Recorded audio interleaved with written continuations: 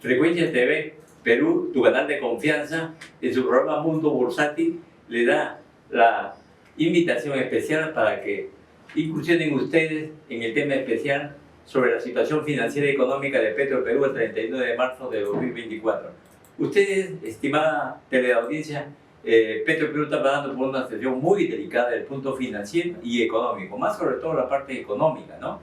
Entonces tenemos los datos sueltos acá, que tiene un capital emitido de 2.675 millones de soles, capital patrimonial de 1.645.368.000 dólares, actividad económica, se dedica a la exploración, explotación y refinado del crudo y derivados para consumo nacional. No es posible llevar a cabo la importación porque no tienen la máxima capacidad nuestra refinería. Nuestra refinería, la más moderna de Sudamérica, comenzará a operar por lo menos en el primer semestre del año 2025. Estimada teleaudiencia, vamos a determinar en primera parte la situación económica de esta empresa muy importante, que es una empresa estratégica para nuestro país. Hacemos una pausa y continuaremos explicando.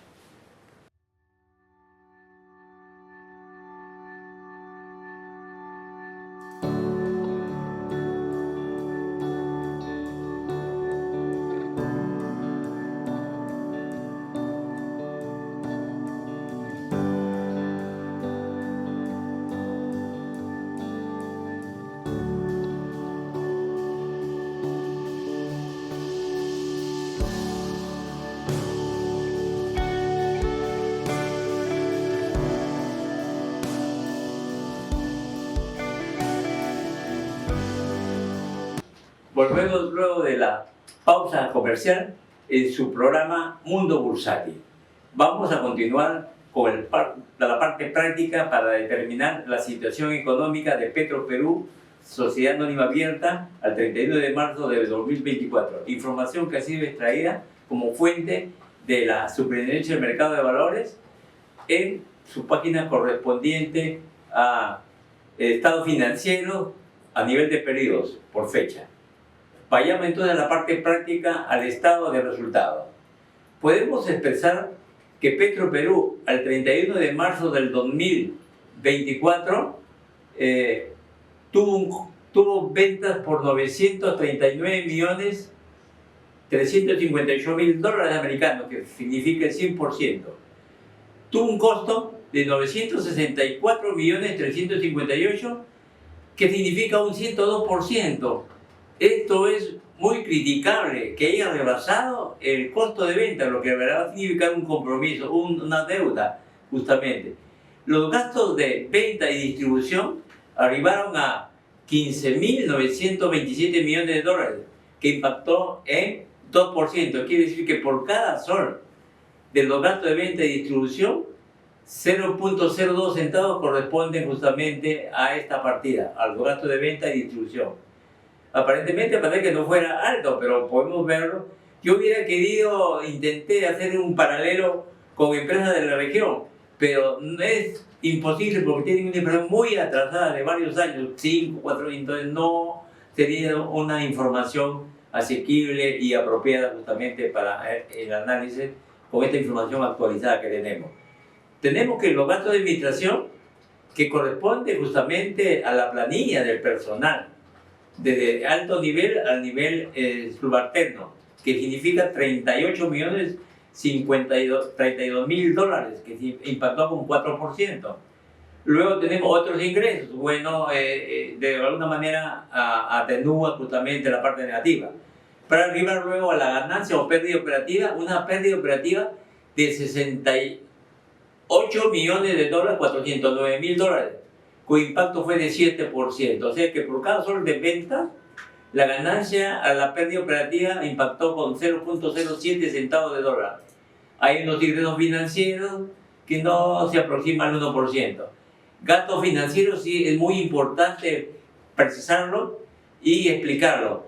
Los gastos financieros se originan como consecuencia del alto nivel de endeudamiento que tiene Petroperú a ese periodo.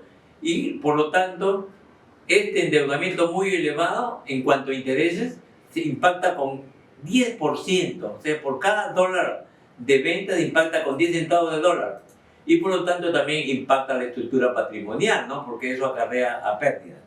La diferencia de cambio, ha tenido una diferencia de cambio entre el dólar americano con menos, a ver, perdón, ¿y qué es el cambio? Allá, por menos 1.107.000, una pérdida. Bueno, hay una cuestión, ahí depende justamente de la creencia de inversión y finanzas de esta empresa. Y se arribó a una ganancia y o pérdida, en este caso pérdida, antes de impuestos de $160.984.000, que impactó con 7%, es decir, por cada dólar 0.17 centavos de dólar. Hubo ingresos financieros, gastos nuevamente por 22 millones, que impactó con 2%. La ganancia o pérdida neta arribó a 183.306.000, una pérdida de 183.306.000, que impactó con 19%. O sea, por cada dólar de venta de petróleo, etcétera, impactó con 0.19 centavos de dólar. Y al final, la ganancia o pérdida neta es la misma cantidad que hemos mencionado, 19%. Hacemos una pausa para continuar algunos aspectos financieros.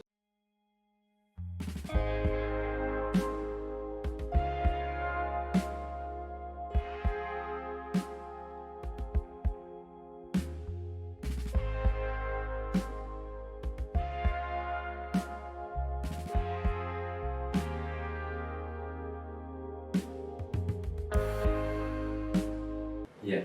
Vamos a continuar a ver de una manera muy rápida sobre la situación financiera, que justamente la fuente es el estado de situación financiera. Entonces, me voy a orientar más bien a los índices financieros, que es la metodología que utiliza la Superintendencia de Mercado de Valores. Yo he tenido la suerte y el honor de trabajar en esta institución por varios años. Entonces, esta empresa, a dicho periodo, no tiene autonomía financiera. Quiere decir que el total de sus obligaciones, el pasivo corriente, el pasivo no corriente, es superior al patrimonio.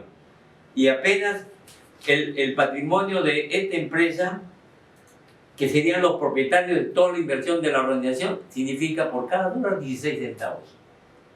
Y por lo tanto, terceros serían propietarios en 44%, en 84%. Quiere decir que por cada dólar total de inversión, 84 centavos son de terceros. Es un escándalo esto. Esta empresa está en camino justamente a declararse en quiebra, pero como es una empresa estatal y una empresa estratégica, no se debería recomendarle arribar a esa situación. Más bien, ¿qué se podría recomendar? Modestamente, Frecuencia TV Perú, tu canal de confianza, con la venia del directorio, me oriento a expresar de que se debería formar una alianza estratégica, pero que Petroperú tenga la mayoría en cuanto a su participación patrimonial. Segundo, tendría, como ya hemos visto rápidamente, la parte de situación económica, la empresa no tiene capital de trabajo, tiene un capital de trabajo negativo, lo que quiere decir, por lo tanto, no tiene liquidez. Y esa situación es muy preocupante, ¿no? Imagínense, miren, ¿cuánto significa el endeudamiento? El pasivo corriente, o sea, los obligaciones corrientes significan el 44% del total de la estructura de inversión. Y esto está reflejado de manera muy especial en cuentas comerciales y otras cuentas por pagar, que significan el 30%. Y luego tenemos otros pasivos financieros, que ahí justamente se identifican las deudas de Petroperú.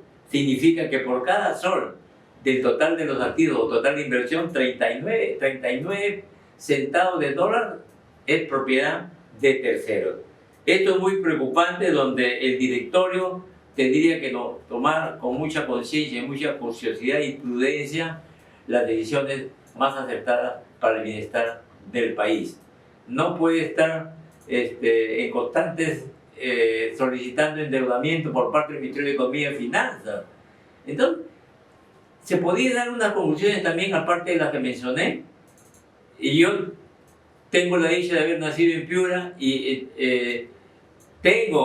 tuve compañeros de trabajo, compañeros de estudio, uno de ellos era perforador, y me decía, ya cuando él salió jubilado, Petroperú no le interesa hacer investigaciones de pozos que hay todavía, que los norteamericanos de la International Petroleum Company en esa época sellaron estos pozos, y Petroperú no le ha dado la voluntad de llevar a cabo una investigación para justamente estar preparado con la nueva refinería para que pueda a lo máximo tener su capacidad y no tener problemas nosotros de poder justamente abastecer 100% a la población y no estar importando petróleo, que justamente es una salida de egresos.